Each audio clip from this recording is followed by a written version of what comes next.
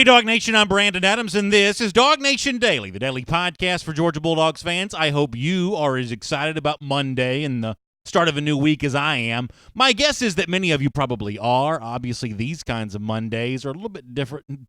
I should say a little bit different than the typical Monday where maybe you're kind of tired coming in off a weekend. These Mondays mean it's one less week to count down before the start of college football season. That is certainly good news, and obviously we'll do our part to get you closer to that today. Special guest coming up, our buddy John Stinchcomb back on the program today. Can't wait for that. I'm going to try to make a point about Kirby Smart off the top, why Dogs fans ought to be really, really happy about the tact that he's taking, the outlook that he seems to have about what I think is a pretty significant piece of unfinished business for UGA. I'll explain that. We'll hear from a really, I think, fun clip about Herschel Walker on today's show that also, I think, maybe end up proving prophetic. I'll explain why later on, and I'll explain why there's a little bit of a division amongst some Georgia fans about a relatively minor topic, but we'll certainly cover it and deal with it. It's all coming up as DawgNation Daily, the daily podcast for Georgia Bulldogs fans, begins right now. Presented by DawgNation.com. This is DawgNation Daily, the daily podcast for Georgia Bulldogs fans. Here's your host, Brandon Adams. All right, I'm going to try to make a point off the top of the show today, and I'm going to try to keep it quick. Now, I've realized many of you say, well, you can't ever keep anything quick, succinct, and that's certainly probably a fair criticism. But nonetheless, I'm going to try to get straight and direct to the point here, and I hope this one lands the way that I want it to. And the fear that I have, the reason why I wonder if it might not quite work out that way is when you hear Kirby Smart speak in these kinds of settings like we were all a part of last week with SEC Media Days in Hoover, Alabama, there's a way in which all that stuff can kind of just sort of run together. And I think there's an assumption, partially by me, certainly maybe by you, that Kirby's just sort of speaking and doing these things because he has to. What's the line the NFL guy used, or maybe it was an NBA guy, I forget. I'm just here so I don't get fined. I forget who it was that made that phrase famous. Sometimes, though, it seems like Kirby Smart, when it comes to podiums and press conferences and things like that, he's just sort of there so he doesn't get fined. He's just sort of there so that he doesn't get in trouble for not being there, and so therefore maybe he's not putting that much thought into what he says. But I don't know that's necessarily the case. I think that Kirby has learned from his old boss, Nick Saban, in that anytime you have a microphone in front of you, it's an opportunity. It's an opportunity to send a message. And frankly, I don't think Kirby Smart cares all that much about sending a message to me, a media guy. I think he likes addressing his fans, and I think he really wants to make sure he instills a thought into his team. And I think that that's kind of the way that he uses SEC Media Days, as a chance to sort of draw a line in the sand about his belief system, what he believes collectively about football every year and individually about the upcoming season. And obviously, if you paid attention last week to what went down at SEC Media Days, you know that do more thing was kind of thrown at you over and over again. Every player said it. Kirby Smart said it. We want to do more. We want to do more. We want to do more. Now, we kind of around here already knew that that was a bit of a theme for Georgia because it had also been using that in some of its Twitter videos and some of the things like that we have fun with from time to time. Georgia had already been using that phrase, so it's not really a surprise they used that at SEC Media Days this week. But here's kind of the point that I want to make, and hopefully you'll get this, or maybe you'll agree with me, maybe you'll notice this for yourself. The way in which Kirby Smart talks about do more in reference to the unfinished business that Georgia still has, winning a national championship, I believe that's more uncommon than it seems. I believe there is a way to frame Georgia's upcoming season less aggressively than Kirby Smart chose to do it. And when Kirby Smart talks the way that he talks, I think what that shows you is this is a guy that's addicted to the competition. This is a guy that wants to throw his hat into the ring of that competition. And frankly, that means battling against the very best that college football has to offer. And frankly, that also means not shying away from the gigantic expectations that media guys like me, fans that congregate around this program, want to put on the program, because there is this sense of restlessness among fans about when is Georgia going to win a national championship. And given that sense of restlessness, there are some coaches that would choose self-preservation over just honesty. There's some coaches that would say things to try to maybe like dampen down those expectations. Hey, we got some young guys. Hey, we got some guys we got to replace. Hey, we've got some big issues. Let's not worry about what we haven't done yet. Let's take a moment to celebrate all the things that we have done. There are a lot of coaches who would talk that way, given the first 3 years that Kirby Smart's had on the job, where he miraculously, seemingly, took Georgia to the college football playoff in 2017, and follow that up in 2018 with, if not what fans wanted, it was at least a good season, and some coaches would be happy enough with good enough. But Kirby Smart is not. And I want to play an audio clip that gives you an example of that. Now, before I play this, let me set it up to say this is typically a little longer than the normal clip that we'd play on this program. It is from SEC Media Days last week, but I wanted to be able to give the full context to Kirby Smart's idea here, because one thing you got to understand, this is not the answer to a question. Every coach gets a chance to do a what do you call it? Like an opening statement. It's almost like a presidential debate or something like that, where you get to make your statement before you start facing questions. So Kirby Smart doesn't wait for someone to ask him about what Georgia still hasn't done. In Kirby Smart's kind of opening salvo for the start of the upcoming season, he talks about championships. He talks about doing more than what Georgia's already done. He on his own says the stuff we have done isn't good enough. This isn't fan on message board saying this. This is the architect of all this success saying, I'm not satisfied. I want more. If you're a Georgia fan, you couldn't ask for more than that. Here's Kirby Smart from last week. One of the themes our players have adopted this year has been to do more. It's a great theme because it's simple. We like it because we understand how close we've been to taking the next step. And although 24-5 the last two seasons is good, it's not good enough. It's not where we expect to be at the University of Georgia. Our mission is to bridge that gap, by the actions we take, hence the word do more. Those words require action. And I heard a quote coming in here. I read a quote coming in this morning that really grabbed me, and I'm not a big quote guy, but when I heard this quote, I thought that's something that our players can relate to. Life has no remote. You've got to get up and change it yourself. And if you think about that, so many of us want to take the easy way out, whether it's changing the channel with a remote or anything else, not doing the work that has to be done. We want to do more at the University of Georgia. We're not complacent in what we've done, and we know we need to take that next step. And for us, pressure is a reflection of ambition. We put a lot of pressure on ourselves day in and day out. The stress and pressure we feel emanates from our building, from our coaches, from our players putting it on each other, from our university. We apply it every day. So listen, I'm sorry. I don't care, where you come from on this topic of Georgia football. If you're a UGA fan, you like that from Kirby Smart, because we know that being the head coach at the University of Georgia comes with an incredible level of pressure. And Kirby Smart used that word many times there. And a lot of times it almost seems like the expectations at Georgia are so high, and a lot of the SEC programs like Georgia, the expectations are so high that nobody can satisfy that need. It's one of those things where you got to do more than just win. You got to keep winning over and over and over again. But you hear Kirby Smart right there say, y'all, the pressure around UGA football doesn't come from DawgNation Daily, and it doesn't come from the DawgNation Forum, and it doesn't come from Twitter, and it doesn't come from Instagram. It doesn't come from any other place where UGA fans express their feelings about the program. It comes from inside this building, like the old horror movie. The call is coming from inside the house. This is me putting pressure on the players. This is the players putting pressure back on me. This is all of us putting pressure on each other because we have such a great desire to be the best. For me, words like that from Kirby Smart lead me to believe that when it comes to Georgia and national championships, the issue is when Georgia's going to win one. It's not if it's going to win one. It may come in 2019. I believe there's a strong chance that it will. But 2020, 2021, regardless of what the personnel on the field looks like, I think that Georgia is a major part of that championship conversation because of this attitude from Kirby Smart. It may seem like coach speak, but I promise you over the years, there are a lot of counterexamples to this where a lot of coaches don't willingly embrace the pressure the way that Kirby Smart does. I mean, go back and look at, Florida, for instance, where take a coach like Jim McElwain. Now, I realize it's a far cry from Kirby Smart, but remember when McElwain won the East, those 2 years would have been, 2015 and 2016? When he won the East those 2 years, he was left wondering why Florida fans couldn't be satisfied with winning the division.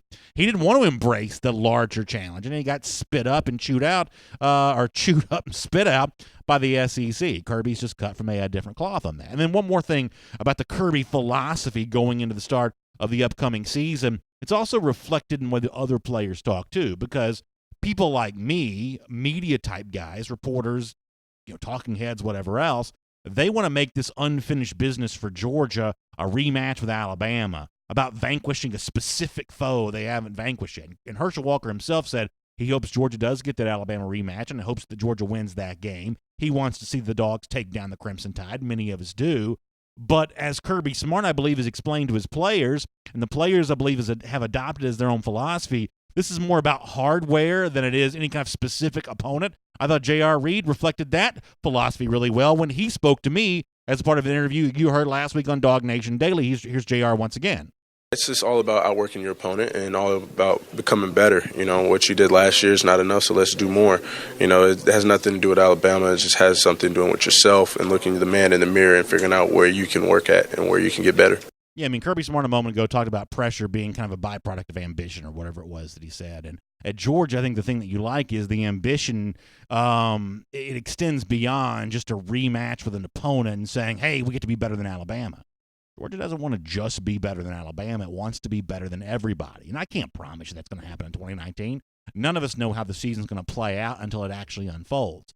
But I can promise you this. The mindset that Georgia has seemingly adopted, I believe, will serve it well, both this year and for many years to come. My name is Brandon Adams, and this is DawgNation Daily, the daily podcast for Georgia Bulldogs fans. Hello to you, and thanks for being with us. Live on video today, 10 a.m., DawgNation Facebook, YouTube, Twitter. We're on the radio at noon, of course, on Athens Sports Radio 960 The Ref, and we're available as a podcast wherever you find them, including the world-famous DawgNation.com. Just really glad to have you with us here today. And by the way, speaking of DawgNation.com, I want you to go there, and I want you to click the tab for more information about DawgNation Days of Summer. There are two things I want you to know today. First of all, I believe there is a little bit of time left. I'm not quite sure when the deadline to this gets cut off, but I'll let you know here. I know it's coming up very soon. Get in to register for your chance to win the DawgNation Days of Summer VIP Stay giveaway, courtesy of our friends at Brasstown Valley Resort and Spa. We're going to be there Thursday, August 1st. The big public event that night starts at 6 p.m. Many people have already booked their room, made plans to be with us. Some lucky folks also going to be a part of our VIP reception that night at 5 p.m. But you can register for your chance to win a stay, and how cool would that be? To be there on Brasstown Valley Resort and Spa's dime in beautiful Towns County, Georgia. What an amazing time that's going to be. I've also heard from many of you around that kind of North Georgia Mountain, Towns County area. You're planning on driving over for that night. It's a totally open to the public. The public event begins at 6 p.m. I'm doing DawgNation Daily again that next morning at 10 a.m. You can come be a part of that as well.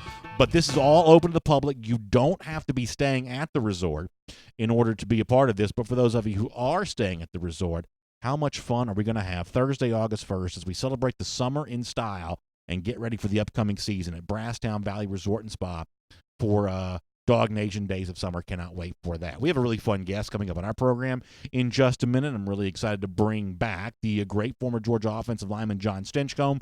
Number of topics we'll get into with John. I think this is going to be a really fun discussion. Glad to do that.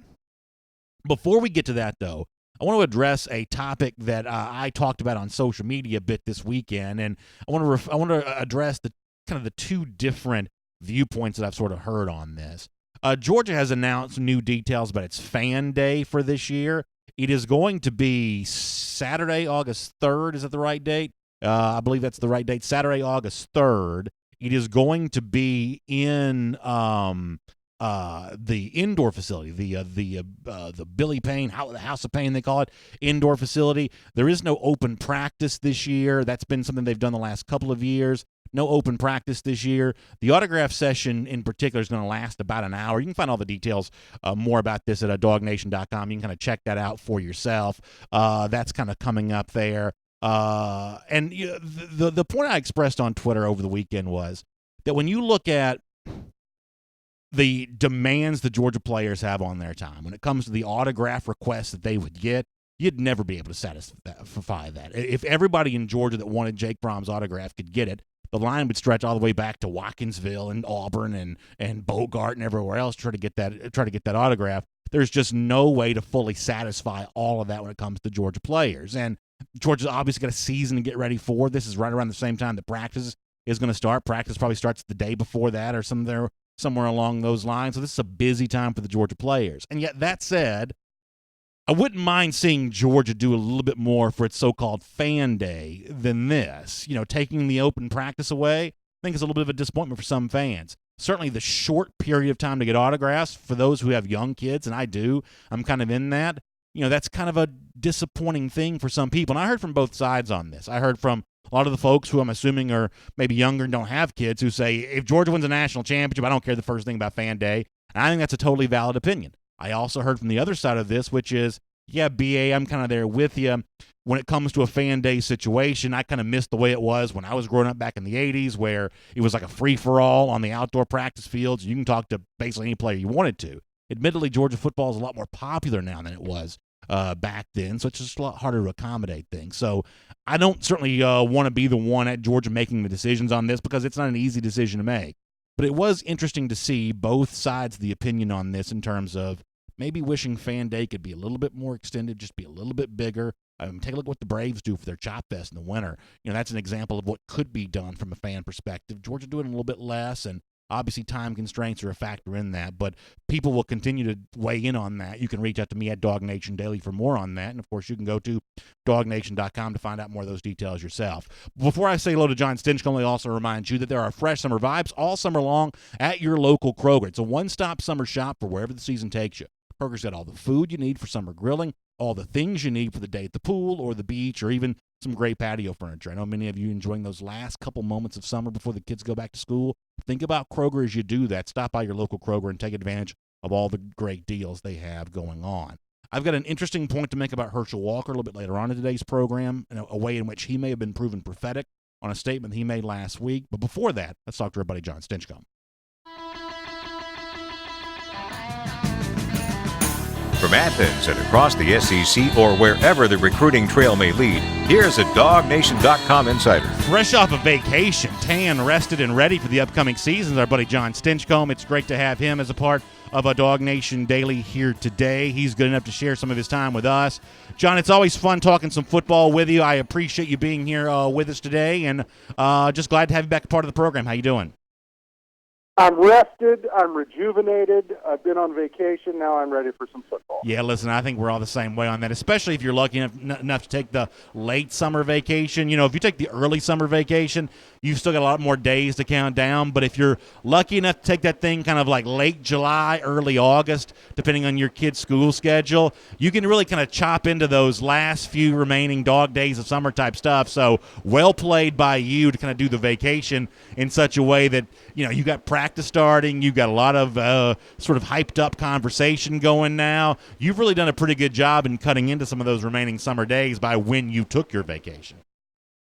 Well, it comes from experience. I knew that when I was playing that window gets pretty short, and luckily there's no training that is demanded of me anymore, and I don't have to worry about 2 days. So that last little push for a vacation is good for the kids. It's good for me, and I'm grateful for it. Let me talk to you about something I was addressing off the top of our program here today for a moment, because I'm curious to get your opinion on this. I played some audio from Kirby Smart talking about, and the point that I made is he volunteered this on his own. He wasn't asked about this. He addressed this before anyone had a chance to ask him, that the record that he's put forth as Georgia coach up to this point in time, in Kirby's own words, he says it's not good enough, and Georgia wants to do even more than that this upcoming season. John, I would never ask you to tell me, is Georgia going to win a national championship, because ultimately neither one of us really know that. The season has to play out for that to be the case. But I do firmly believe that the mindset that Kirby Smart has makes his winning more likely. The fact that he embraces the pressure that comes from a fan base that's as starved as Georgia's is, and the national accolades that Georgia's going to get. Kirby doesn't shy away from that kind of stuff. I think it's actually a more uncommon perspective than some people might think. I think some coaches in Kirby's situation might try to downplay it. Kirby doesn't downplay it at all. I really like that mindset from him. When you've seen these kinds of things in the past, what's been your response to it? Well, I think he's setting a standard across the board, and players read what's written, especially when their coach speaks. They hear it, even if it's not in a team meeting format. So they know what the expectations are, and it's playing on a national scale. I think that's music to the ears of Dog fans, that the bar continues to be raised. And what I like is I like the leadership that you start seeing from this locker room. You look at SEC days, and you've got a veteran quarterback who seems to have a good head on his shoulders. You got a tackle who's talking about the right things, and he's a first-round top 10 talent. And you've got some senior leadership on the defense that reminiscent of the days when Chubb and Michelle and Lorenzo Carter and Roquan, they all decided to come back. Well, that trickles down. I mean, you lead from the top, and when you've got good leadership, that really does impact your season. And I think in addition to the amount of talent that you have in the locker room, it's the leadership and the identity and culture that's been created that's most exciting about this season. So I want to ask you about that because you mentioned Andrew Thomas there, and I had a chance to talk to Thomas about this subject again last week. I've talked to him a few times about the idea of being a vocal leader. That's something that Kirby Smart has challenged him to do, and he seems to be willingly embracing that challenge. But John, as you well know, there's a chance that Andrew is the best player, regardless of position, on this entire team. How important is it for a player of Andrew's caliber to be a vocal leader? In other words, there are some people in all different facets of sports, professional sports included, who might say, I choose to be more of a leader by example, a leader on the field than a vocal leader. But for Kirby with Andrew, that doesn't quite seem good enough. And I think that Andrew Thomas has heeded Kirby Smart's challenge on that. How important is it for your best players to also be among your more vocal guys when it comes to speaking to the team away from the coaches? Well, I think you have to know the player, and Coach Smart obviously knows Andrew enough that he can ask more of him to be vocal. I think of Boss Bailey and Tony Gilbert. They weren't exactly your loudest voices, but anytime they spoke, people listened.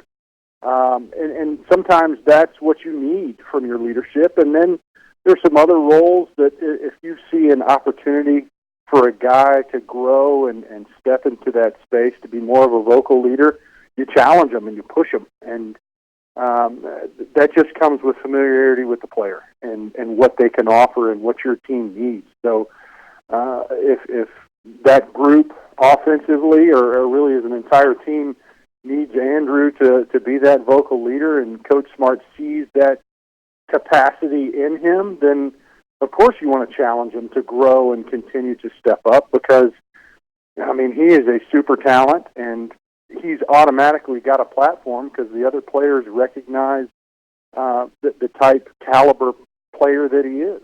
We're just a couple days away from the start of UGA practice. It hasn't been officially announced yet, but we know it's going to come sometime near the end of next week. And I'm kind of curious, in addition to playing at Georgia, you were obviously also an NFL player as well. And I've been lucky enough to talk to some NFL players over the years. And the one thing I've heard essentially unanimously from NFL players is they all hate training camp. They don't pretend to like it. They don't pay lip service to it being necessary. They're just, at least the ones I've talked to, have been very open about not enjoying those intense summer practices in especially down here in the South, just oppressive heat. How does that compare to college practices where the players are younger, presumably in some cases maybe a little bit more energetic, a little bit more eager to prove themselves? Is there an element of these final few days before the start of practice where they're chomping at the bit and really eager to get out there? Or is there a little bit of this that's like the NFL part of it where it's going to be hot, coaches are going to be yelling, it's going to be a grind, and maybe they're not looking forward to it quietly as much? Would you mind shedding some thought on what you might think their thought process here a couple days before the start of practice? Absolutely. No player, high school, collegiate, no player sits there and says, man, I really look forward to 2-a-days. Training camp's going to be fun. That just doesn't happen. Now, in the NFL, it's 6 weeks long, and they can make it pretty rough on you. But I would say this. I think college practices are probably a little bit more demanding and a little more challenging than the NFL. It's just the caliber of talent is much higher, and the stakes are higher, and it's longer. You're talking about 6 weeks. You can't extend it quite that long in the college game. But you're excited about the season as a player. I'm sure that's across all boards. You're ready to get going. You've trained for 8-9 months without a game, without being able to put on your helmet aside from spring football for this moment to come, for that first game to arrive. And put those pads back on. They're tired of folks like us talking about it. They just want to go out there and play. So there's an excitement, but there's also that there's a price that has to be paid, and it's training camp. And you may not enjoy it, but it's a necessary evil, if you will. Well, I'll tell you an interesting dynamic, too, John, about Georgia's practices. J.R. Reed was at SEC Media Days last week, the Georgia safety, and he's a really good storyteller, so he has a way of making people listen to him when he speaks as it is. But one of the things that he talked about was that impressed him about Kirby Smart when he first arrived on campus is J.R., when he first got here, was playing scout team defense. And what he said is that Kirby Smart had been watching scout team film of him and came up to him and talked to about something that he had seen from him after watching the scout team film. Now, what JR said is, and this is very easy to believe, despite the fact that I wasn't a player, that most coaches may pretend to watch scout team film, but they're not truly putting in that effort to go out there and get that much in the weeds, the minutia of breaking down how the scout team defense is performing.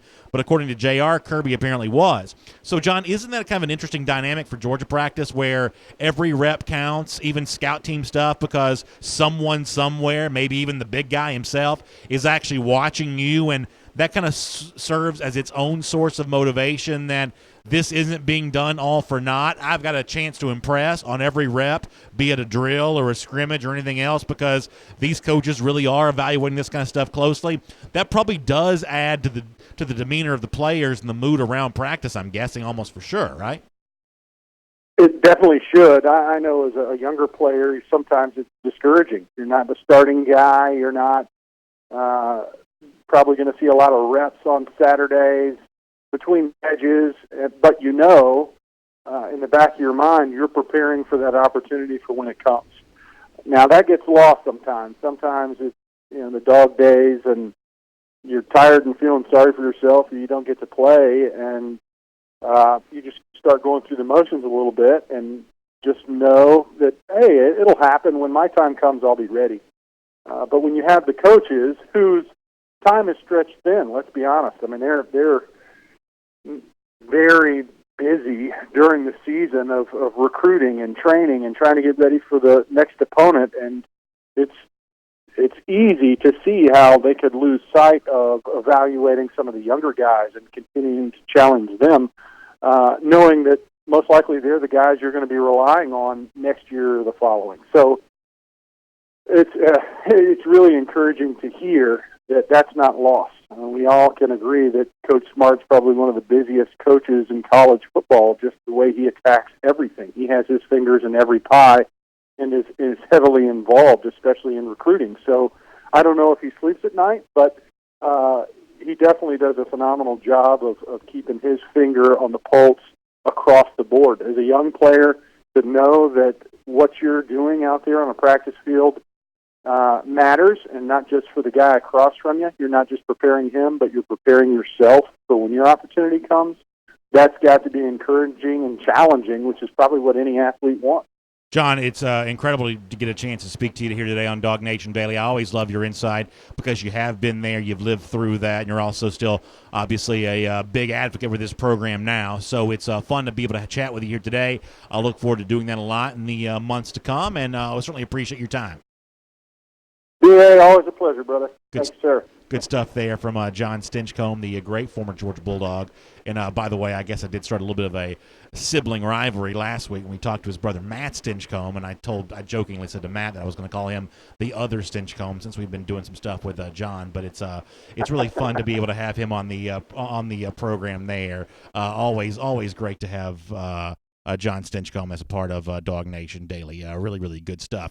So a couple things about what John had to say. First of all, I'm really proud to be able to tell you this, that I have got coming up for the third year in a row, we're doing Own the East, brought to you by Georgia's Own Credit Union. And this year, John Stinchcomb is actually a part of that series with us. So we're going to start debuting these videos somewhere around the beginning of August or so. We haven't, I guess, officially announced exactly when those are going to go down yet, but somewhere around the first week of August or so, we're going to start rocking those out. And John is great in these videos. We've shot these. It's a season preview, the way that you've come to expect to hear from DawgNation, with an entirely new twist with John Stinchcomb sharing his thoughts. It's really good, y'all. John has just got some great insight on this team, so that's going to be really fun there on that. There are also a couple things that John brought up that I wanted to mention. He kind of jokingly said, sometimes I wonder if Kirby Smart even sleeps. When I had a chance to interview Greg McGarity the other day, the athletic director at UGA, he actually kind of told a funny story about how he and Kirby and I forget who else had flown somewhere, like some big city, kind of outside the South. They were doing an event up there, and they were flying back. And this is after, you're flying up there, you do what you came to do, be a part of this event. You're coming back. It's late at night, I'm assuming. Those private planes, it's a up there and back type of thing that prevents you from having to stay in hotels. But the plane's got Wi-Fi, so they go up there, they do their thing, and then they get back on the plane, and the plane's got Wi-Fi, so Kirby gets seated in his seat. I don't know if he gets a soft drink delivered to him or what, but he immediately pulls out the phone and just starts going to work, he just gets right back on it. So it is kind of a boundless level of energy, which is kind of a fun thing to be able to see. And I think when it comes to practice, I do think that serves the Georgia players well, because as John said, it can be discouraging if you feel like you're not playing as much as you want, and if you feel like you're stuck in the spot you occupy on the depth chart. I didn't play major college football, but I know what it feels like in sports to feel like I'm not getting the attention that I deserve. I'm not earning my way up the depth chart in high school sports, whatever else. A lot of us have that feeling. And at Georgia, even if you're kind of seemingly buried on the depth chart, you can at least take some comfort knowing that people are watching you. Coaches are watching. It may even be Kirby Smart himself. J.R. Reed says, hey, he was watching me on the scout team. He was evaluating my performance even when I was as far removed from playing on the actual field on fall Saturdays as you can possibly be. Smart was still watching and evaluating me, and I think that's kind of a cool thing to think about there. I only get a chance to see a few minutes of practice when the practices are open to the media. It's a brief window of time even at that, but there's one thing that even in short periods of viewing it's unmistakable. There is a lot of energy during these practices, and that energy, the source of it all, seemingly comes from Smart himself, and we are only a few days away from seeing all of this again, and I got to tell you, I cannot wait for it. It's great to have you here on DawgNation Daily. Let's take a look around the rest of the league. This is SEC Through. All right, I'm going to do something fun with Herschel Walker here in just a minute. But before we get to that, let me do the SEC Through here. And before that, let me also remind you, my friends at Engineered Solutions of Georgia. I say this all the time. ESOG is a solutions-based company. What does a solution mean? It means a way of fixing your problem. And sometimes, let's face it, if you've got a crack foundation or water getting into your house, that can be a really big problem. But it's not always a big problem. If your thing is simple and easy, then they'll just tell you to go to the hardware store and just buy whatever. I don't know much about hardware stores, so I don't really know what it is you buy there. But they can tell you if it's just a little thing like that. If it's a small fix, they're going to do that. But if you have a need for a bigger fix, if you've got a bigger problem, let me tell you something you already know. You want smart people doing the work for you. ESOG has 2 full-time engineers on staff. So Engineered Solutions of Georgia is the company you want to rely on, I should say, if you've got some sort of foundation issue or water issue, if the structural integrity of your home is threatened in any way, you want smart people like them doing the work. So give them a call. Dial 678-ESOG now. That number, once again, dial 678-ESOG now. And it's great to have Engineered Solutions of Georgia here as a part of DawgNation Daily. All right, a couple of SEC through stories I want to get to. So LSU has opened a new locker room. I was going to pull the video for you to see. I didn't do that, though. I apologize. Oh, look at that. We do have wow, how about Michael Carvel coming strong with the LSU practice video here. So I'm going to sound like a really old man here just for a moment. And I don't know if the video we have shows this off or not. But, yeah, okay, if you're watching on video right now, if you're radio or podcast, I apologize. They have these, they basically look like sleeping pods almost. It's kind of like the thing you see in, like, a really nice first-class flight to Europe or somewhere like that. I've never been on a first-class flight to Europe, but I've seen these things on television. So I'm going to sound like a really old man for a moment. When Georgia opened its new locker room last year, I had a few people older than me say, I almost worry this locker room's too nice, that the players aren't going to want to leave it. And I kind of understood that, even though I want players to have nice locker rooms, even the LSU players. I don't mind them having a nice locker room. But I mean, you talk to an NFL player, and as I said to John before, I've talked to a few over the years. When you go play in like a really cold weather environment, the hardest thing in the world is to want to leave that locker room to come on the field. You almost wonder when you've got these like sleeping pods and you know, I'm sure like pristine air conditioning and just cozy comfort of these new locker rooms, going out there and getting beaten and bloodied on a football field, maybe it seems a little nicer just to stay in the locker room. I realize that viewpoint makes me sound 1,000 years old, but I wonder if there's any consideration given to that whatsoever. Speaking of LSU, by the way, Jonathan Giles, who was kind of a high-profile transfer originally from Texas Tech to LSU, is now transferring again. He's going to Southern. I'll make a very succinct point on this. I think that this is an example of the talent that LSU, I believe, has at the wide receiver position. When a guy like Giles, who's expected to play, says, ooh, I'm not maybe as much a part of this thing as I want to be, I'm going to go to a smaller level of play like Southern, I think that leads you to believe that the Terrace Marshalls and the Jamar Chases and some of these really good receivers LSU have recruited, I think they are working out as advertised right about now. I have told you, I believe that LSU wins the SEC West this year. And I think better on offense than some people realize is a reason for that. I like Joe Burrow as a quarterback. I look at those late November stats from him a year ago. That tells me what I believe I need to know. I think this wide receiver core is pretty talented. The fact that there apparently isn't room for a Jonathan Giles, the fact that Giles didn't feel comfortable there, may tell you all you need to know about that. Kind of a funny thing coming out of Knoxville, where one of these, like, you know, there's just a lot of fake Twitter accounts these days. I kind of got burned by one the other day. Everybody will eventually get burned by one here and there. But one of the fake Twitter accounts trying to serve, and I use that in air quotes, Tennessee fans, put out that Aubrey Solomon, you remember Solomon, former UGA recruiting target from out of Lee County, went to Michigan, then transferred to Tennessee. So Orange Clover on Twitter says, breaking, confirmed that Aubrey Solomon has officially been declared eligible to play for the 2019 season. Huge news for the Vols. Should be an immediate impact on the line. Well, Solomon himself, who, good for him, has got the blue check mark. Solomon himself tweets back at this and says no credibility. In other words, no, I haven't been granted eligibility as of yet. Kind of funny to see Solomon kind of clapping back, as the kids would say, at this. Unfortunately, these kinds of, hey, I got some breaking news, here's what's expected to happen. Unfortunately, sometimes I think those kinds of things on Twitter actually extend beyond just the fake Twitter accounts. I think a lot of the blue check brigade, big name sports reporters do the same thing as well. When they think they're going to eventually be right about a story, they roll the dice and take the risk. Unfortunately, I think that kind of stuff goes on more than you might think. Good for Solomon, though, for calling that one out. One more thing from the SEC through. So the official predictions came out on Friday. We expected they would. You can see this stuff at DawgNation.com. I know there was some talk about, you know, the first team guys that Georgia got. I think Mike Griffith wrote about that just a bit. There was obviously, some talk about Georgia winning the East again. 21 folks, though, voted for Florida to win the East, in exception of Georgia. Georgia got, close to 300 votes, whatever else. There are 21 votes that went for Florida.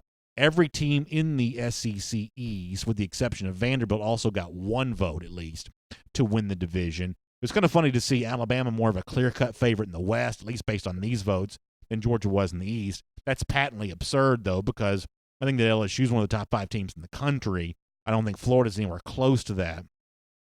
When you look at not just LSU, but potentially Auburn, potentially Texas A&M there as well, that's 3 teams in that division, much more of a threat to Alabama than really anything, I believe, rises to the level of being in the SEC East, but Alabama's got the name brand. It's easy to understand why the media voted the way that it did. You can get more of that kind of stuff at DawgNation.com, by the way. All right.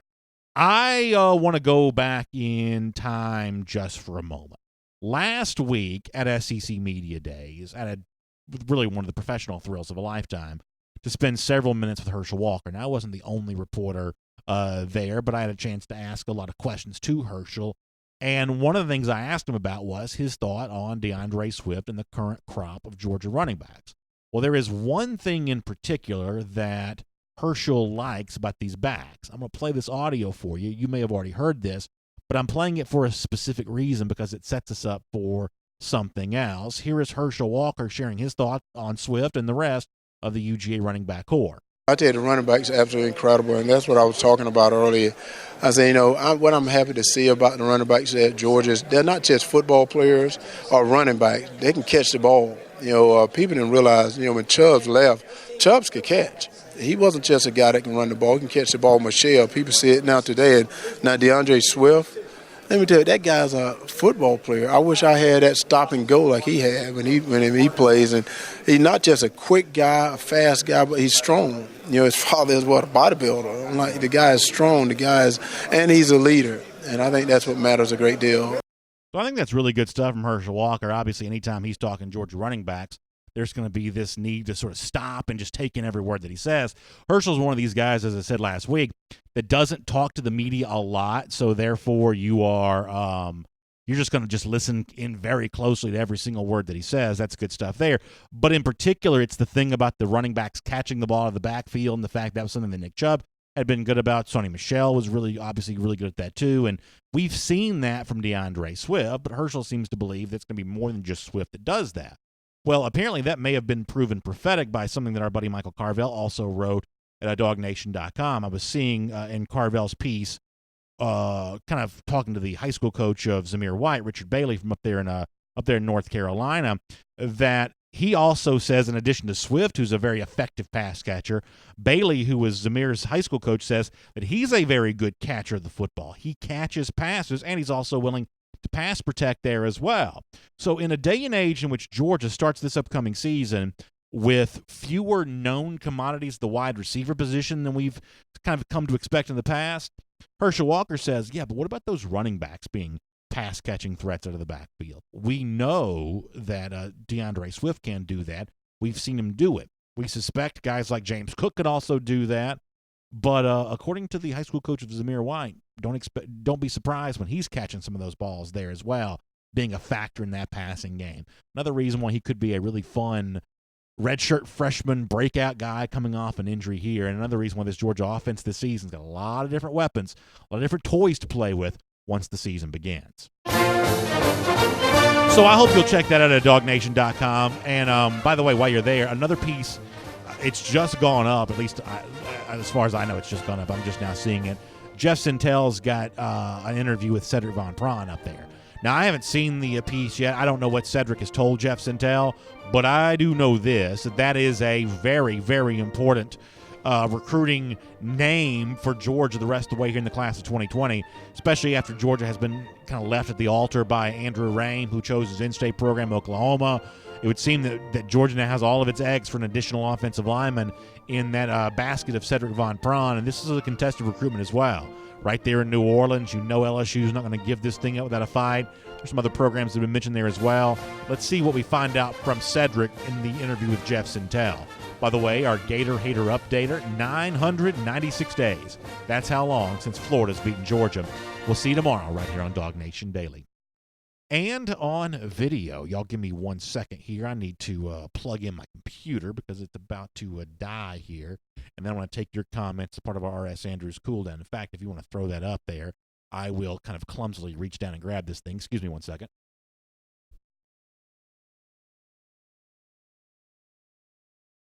Sorry for the dead air, but I was about to have a dead computer if I did not do this. Air, heating, plumbing, electric. R.S. Andrews plays all those positions for us here around DawgNation. We talk a lot about the air conditioning this time of year because obviously you want, much like our segment, to have your house cool down. But you may also be facing a water heater issue or something like that. And if you need something like that fixed, R.S. Andrews is going to be really good about getting it fixed for you. Or if it's time to replace that unit, well, R.S. Andrews can help you with that as well. So find them online. Check them out at rsandrews.com. I will give you one more fair warning. Our buddy Connor is not here today. That means I do have to get off the air here in just a few minutes to help get our radio segments ready today. So we'll do that in just a bit. But before then, plenty of time for you to kind of get in on your comments. We'll do as many as we can in the next 10 minutes or so. How about that? And then maybe tomorrow we'll do a little bit more of an extended run through the comment section. Did I lose the computer? What happened? Hold on, y'all. I apologize. Well, goodness gracious, it looks like my computer died. Michael, I don't know if you can help me with a computer for some Facebook and some YouTube comments. Not sure you're able to help me with that, but right now as it stands, I got a computer that's dead as a doornail, even though it's charged up here, or it's charging up. Let me pull this up. I need a computer. My computer died. I apologize. If you can help me out with that, I'll pull up some Facebook on my phone here for a moment. So we'll see if we can see if we can kind of get that taken care of. We're off to a rip-roaring start with our R.S. Andrews cool down here for this Monday. I apologize for that. All right, let's see if I can get in over here. Trying to, folks. All right, here we go. Let's see if I can get in here on the old phone here today. Hope you all had a great weekend, by the way, and hope you enjoyed the show here today. I certainly did. We've got the video. Here comes some comments. July 29th, Jennifer Caldwell Sperlin says for Kendall Milton. Yeah, we're getting close to the Milton announcement coming up here pretty soon. Alex Dean says, do we see anyone break out game one? I think that's a really good question, Alex, because, Vanderbilt on the road, I think, now listen, I'd love to see Georgia playing a team like Notre Dame every single Saturday, but in the current landscape of college football where that's not going on, I think week one versus Vanderbilt's a pretty interesting test for Georgia because Georgia's still going to be more than a 3-touchdown favorite in the game, but it's on the road against a team with a good running back and kind of a capable quarterback. Derek Mason's a pretty good defensive-minded coach. This is not necessarily one of those games where Georgia can just go out there and sort of dial a score and call whatever it wants. I think it wins the game easily, but I don't necessarily think that it can do so with like a totally vanilla game plan either. I think it's going to take something along those lines. So going back to your idea of will there be a breakout performer in week one, the honest truth is I don't know. I don't know what the answer to that question is. I think that it's certainly a game where you can see what the pecking order at running back is going to look like. And, that's one of those games where leaning a little bit more heavily on, say, Brian Herrien, for instance, is something I believe that Georgia might do. We may wait 3 or 4 weeks to see the true best, the true explosion from Zamir White. I think that eventually comes. We may have to wait a couple of weeks to be able to see that. But can we see that, from Herrien right away? Is that complement DeAndre Swift? If you're looking for that breakout, that might be an example of that. Then when you start thinking about the pecking order that Jake Fromm's going to use with the wide receiver position, you're going to have to throw the ball some to beat Vanderbilt, certainly to make the game as easy as you want it to be in the fourth quarter. So we may see some of that then, and I'm certainly hoping that involves some of the newcomers, especially the two freshmen, Dominic Blaylock and George Pickens. I hope that they're ready to go and be an effective part of the game plan in week one. But once again, that may be more like a week 3, week 4 thing before that actually gets there. Robert Barnes says, I need to speak up. Am I not loud enough? Can we crank up that? We will see if we're able to kind of crank that up here a little bit. Travis Fosky said, I said it earlier, BA, but I asked if I'm wrong for wanting to beat Bama in the black. So he wants to take the black jerseys back to the place where it all began, that they weren't able to be used anymore because of the horrors of the 2008 game. Listen, I kind of understand where you're coming from. I kind of do get that. I think a lot of fans would be a little spooked by that, just given the track record there. But certainly the black uniforms, the black jerseys, would be back in heavy rotation again if you could bring them back versus Alabama, win that game wearing them. At that point in time, you'd have carte blanche to wear them anytime you want to. Spoonie Jr.'s got a good comment on Facebook who says, we've got a great offensive line, but for those long runs, we also have to have a great downfield blocking by our receivers. Yes, Spoonie, I'm sure you very well remember the way that J.J. Holloman sprung DeAndre Swift a couple times in that Kentucky game. Those were the biggest plays in that game, and they were definitely caused by Holloman's blocking. I think that's very fair. Over here on YouTube for a second on a different computer or a different phone. Good to have Green Soldier back with us, I'm assuming, stateside here today. What else we got going on the YouTube side of things here for a moment? Green Soldier also says Holyfield was our power back, wearing out defenses all game long for Swift to cut through. Does Herrien fill that role? Yeah, I think there's a pretty good chance that Herrien may do some of that here this upcoming season. Now I've got like 3 devices on the desk, so hopefully between all these we'll be able to get all the comments in today. But yeah, I think the role that Herrien fills for Georgia will be very similar to the one that Holyfield filled a year ago, and I think the numbers that Holyfield put up, I don't think those are too high to consider for Brian Herrien either. I am of the belief that between the top 3 backs for Georgia this year, and I'm assuming it's going to be Zamir, Herrien, and DeAndre Swift in some order, I think the three of those guys combined for somewhere in the neighborhood of, like, say, 2,700, 2,800 yards. All three of those guys somewhere in that kind of 900-yard range. That's about what I'm thinking. Swift could go for more than that just because of his explosiveness. But I could see Georgia kind of sharing the wealth between those three guys a little bit. And then it's kind of a remain-to-be-seen thing for me about how much James Cook factors into that discussion. SSL says, BA, if you had to choose one home game to be a blackout this season, what game would you pick? That's kind of an interesting question. So I think the one thing that you kind of want to do is you want it to not be a team that also wears black, right? And if at all possible, you kind of want – I think it looks cooler at night than it does in the daytime. Now, the last time they wore black jerseys, they wore them during the day against Louisiana Lafayette. But if that were the choice, I think that's kind of what it would be.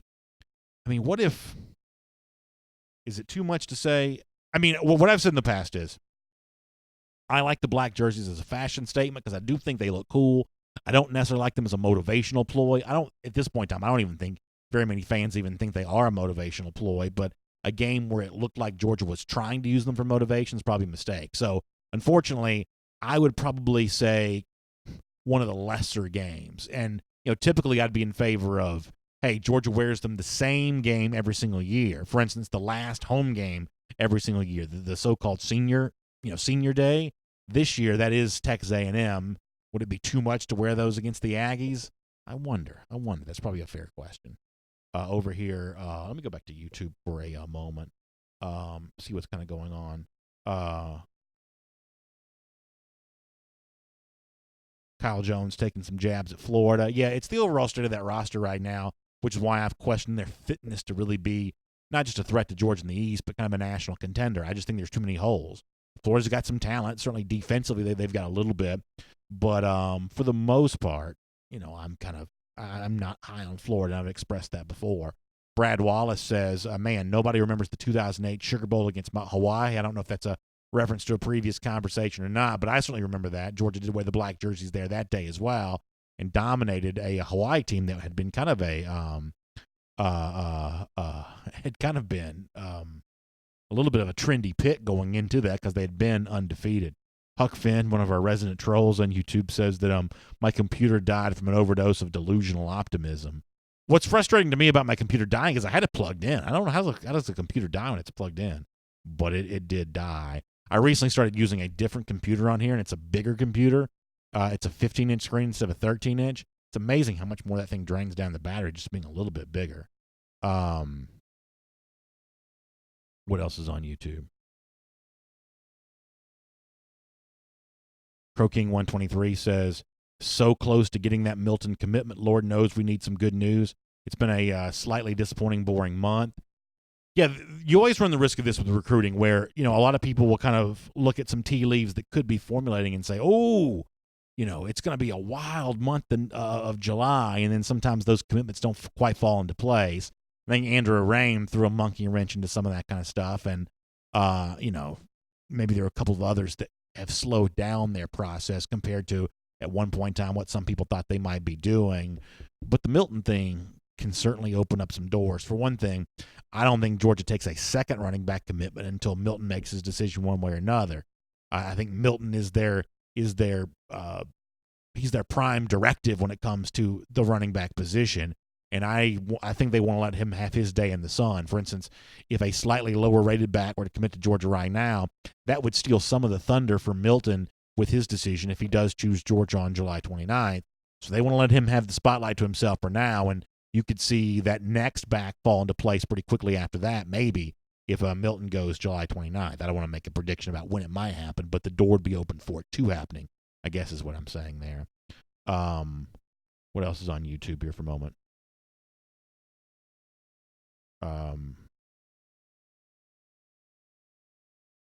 Dennis Wilson, another one of our resident trolls, says, BA, what's Georgia's defensive line going to do now since Manny Diaz took Chance Williams off the board? Well, as it stands right now, Georgia's defensive line recruiting is still in pretty good shape.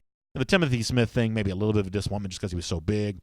But I guess when it comes to defensive linemen in Georgia, the next domino to fall there might be flipping Javon Dexter away from Florida. I know there was that one somebody had told me about a weird Twitter thing between he and, not weird and bad, but weird meaning interesting Twitter exchange between Dexter and Kendall Milton. I went to look for it and I couldn't find it, so maybe it was gone. Maybe somebody deleted it. But there had been some chatter about Milton and Dexter on social media this week, which kind of leads you to believe that, yeah, maybe Georgia is indeed in the mix for Dexter, assuming that you feel good about Kendall Milton. And another big blow for Georgia against Florida in recruiting. That would be certainly a very fun thing to see. Cliff Hancock says, speaking of color of jerseys, but not speaking of the Florida-colored background behind you, BA. So are we calling this a Florida-colored background? So we went blue on Friday to match the Kroger. Typically we go red here to match the DawgNation days of summer. I guess we probably should have done that. I'm wearing a black shirt today. Sometimes when I'm not wearing a black shirt, we'll go away from the red. The problem is, and I hate to say this, but for our particular screen here, the blue just looks better than the red. It just shines better. As we've said before, this red, if we turned off all the lights, as red can be, but all the lights you have to have in the studio to make a show like this work, it just washes out the red so bad, including even in our DawgNation days of summer thing here. Y'all, this red is as red as it gets, but it just shows up weird because of the lights. James Crump also says, to go back to the topic of defensive linemen, he says, we're getting Jordan Bird, so no worries in the defensive line. Boy, from your lips to God's ears on that one. Philip Jordan Wells says, I've been chilling in Trollville too much. YouTube, a little bit more of a troll domain these days compared to the Facebook, which is mostly True Blues. Joseph Kennedy says, you can change the jerseys, but don't mess with the helmet. So, Joseph, I'll admit this when it comes to the alternate jersey stuff. I am a total hypocrite about this because I am right there with you. I do not want to see Georgia wearing a bunch of alternates. I don't.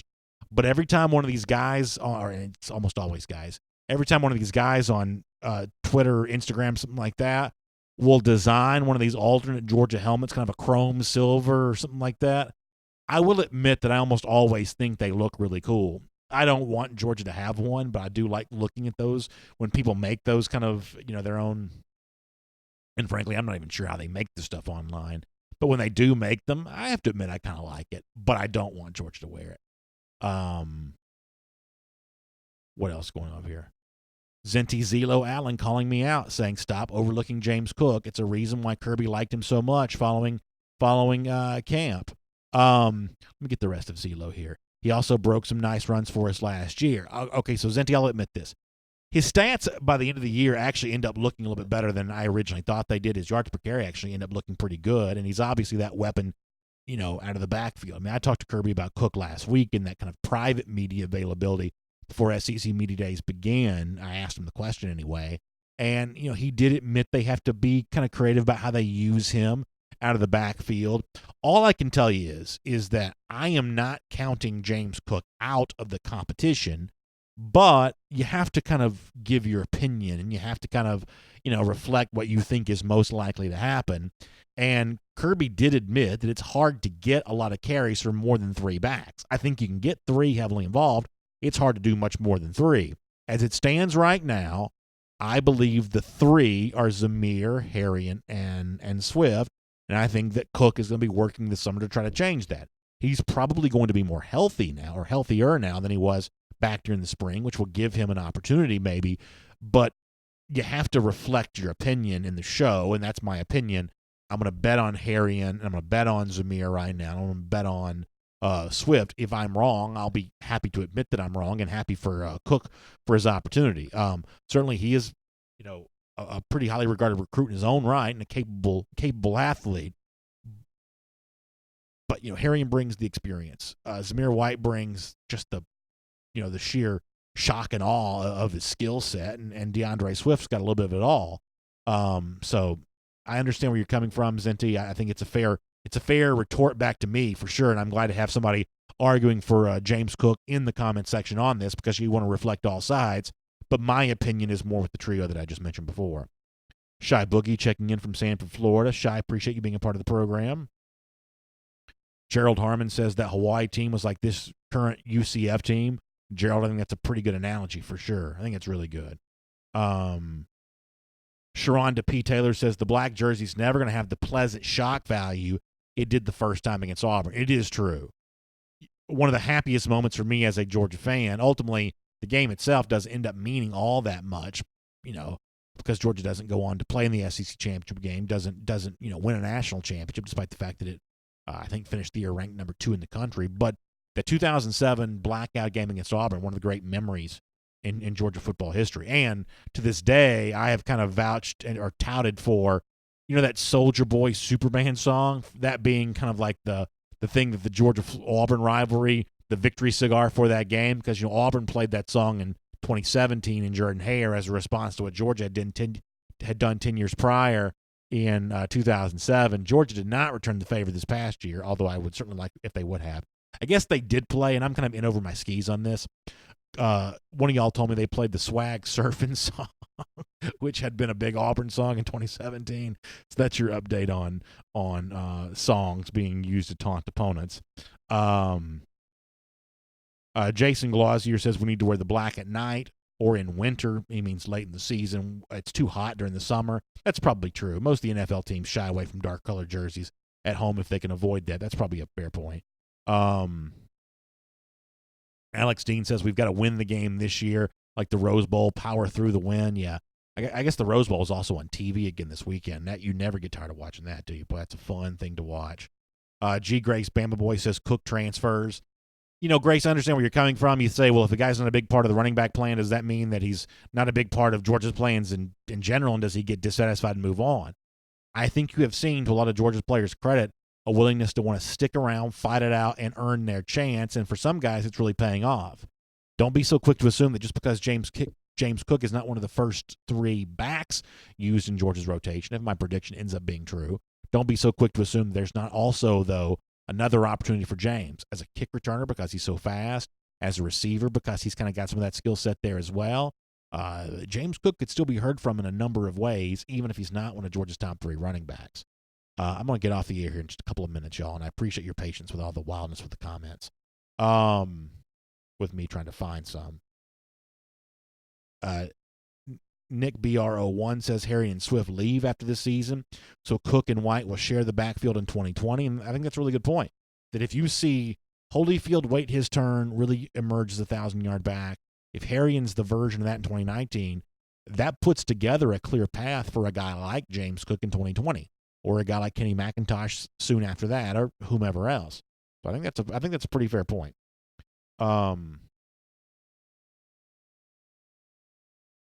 Dimitri Sullivan says when the line opens up holes, all our backs are between the tackle.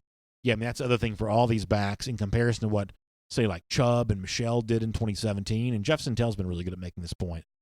The offensive line on paper for Georgia heading in 2019, with all due respect to a really good 2017 offensive line, it projects to be even better this season, which makes the job of the running backs a little easier. I think that Dimitri's making a pretty good point on that. Keith Finney talking about a need for maturity from James Cook. I won't speak, expertly on that one way or another. I think that Kirby Smart did say last week that he has matured some. I don't know what that means in terms of how much he needed to mature, but Kirby said he has matured some. Let's see what else is going on here. Chevron Hannah says, I hope we get Kendall Milton. Yeah, it's going to be a fun thing coming up. Not too far away from here for sure. For sure. Rodney Hewitt says, what if we don't get Birch? I think it's a fair question. That's obviously a contested recruitment. Birch is in enemy territory there in Columbia. I think the response from Georgia fans to this will have a lot to do with where he chooses. If he leaves Columbia to go to Clemson, that to me is a little bit of a blacker eye for Georgia than if he spurns Georgia to stay in town and play for the University of South Carolina. Now, I'm not saying I'm just going to wash my hands of it and say, hey, it's hard to get a guy out of Columbia. At a certain point in time, you can keep saying that over and over again, and you've really lost out on some recruits. Hard to get John Emery Jr. out of Louisiana.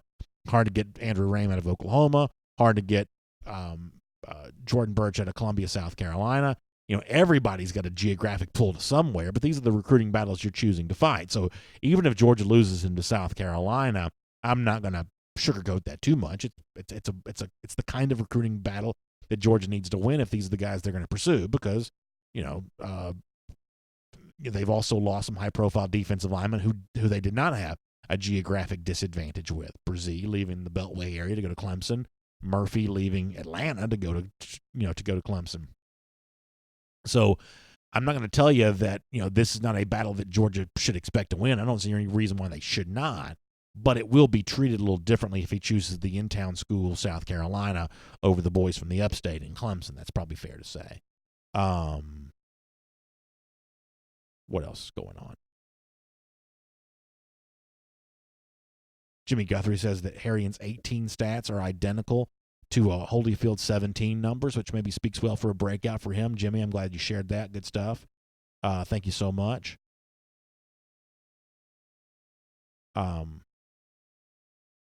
William and Elaine Morgan talking about what happens if Alabama doesn't win the SEC West, or if they were to lose in the SEC championship game. I think, unfortunately, it is just a fact that Alabama would have more of an inside track to making the playoff as a non-SEC champion than Georgia would. You see, once again, for the, whatever consecutive year, almost every playoff prediction that involves Georgia also involves Alabama as well. The presumption here is that Georgia would get in as the second SEC team, I'm guessing. I don't know. Just because I say that because Alabama's ranked ahead of Georgia in virtually all the preseason polls. I just don't think that path exists for Georgia the way that it does Alabama, because Alabama's been there for a long time, and the media and the committee, which is influenced by the media, whether it wants to admit it or not, I think they like rubber stamping things that have been true in the past.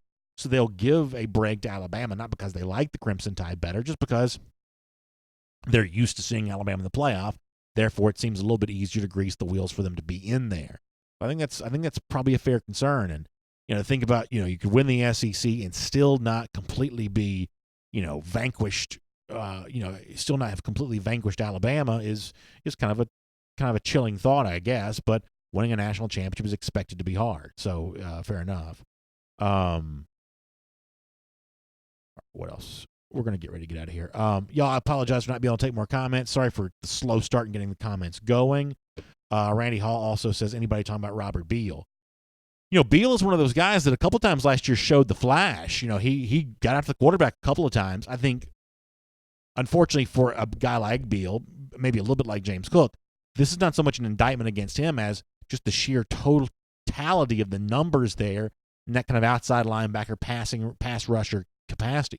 There are a lot of bodies there, and Beal's one of the guys that'll be in that competition, but a lot of those young men are going to be very, very hard to beat out. It's one of the reasons why practice is going to be a lot of fun, and we'll look forward to providing coverage of that for you here on DawgNation Daily starting next week in some form or fashion, one of these days. We've also got DawgNation Days of Summer next week as well. That's going to be a lot of fun. Let me remind you on the way out the door here as well to make sure you get your Atlanta news now at ajc.com. Stay up to date on everything happening around our city, including some of the sports stuff. What a thrilling Braves win last night. A home run from Ronald Acuna, preserving the lead in the National League East against the Washington Nationals. A pretty good night for the Braves last night. If you went to bed before the game was over, you can get all the updated Braves coverage on that from ajc.com as well. Atlanta news now at ajc.com. Y'all have a great day. Huge thanks to R.S. Andrews for making the R.S. Andrews cool down possible, too. You can find them online at rsandrews.com. And if you got a water heater that's on the blink, needs to be fixed or something like that, well, Dari and the whole gang over there will take good care of you. rsandrews.com. They bring the R.S. Andrews cool down to you. Y'all have a great day. I'll see you back here tomorrow for DawgNation Daily, and then the R.S. Andrews cool down after that. Talk to you then.